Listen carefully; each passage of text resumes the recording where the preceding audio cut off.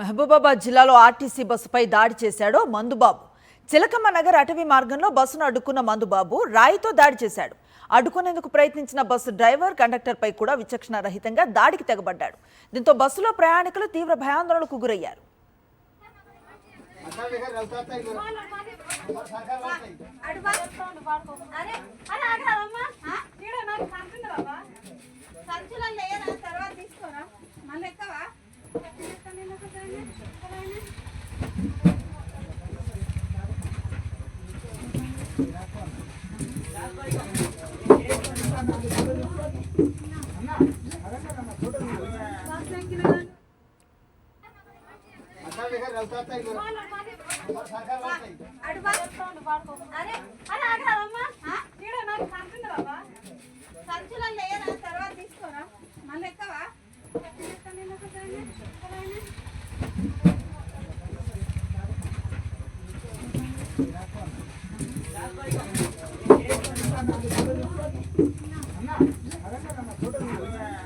అన్న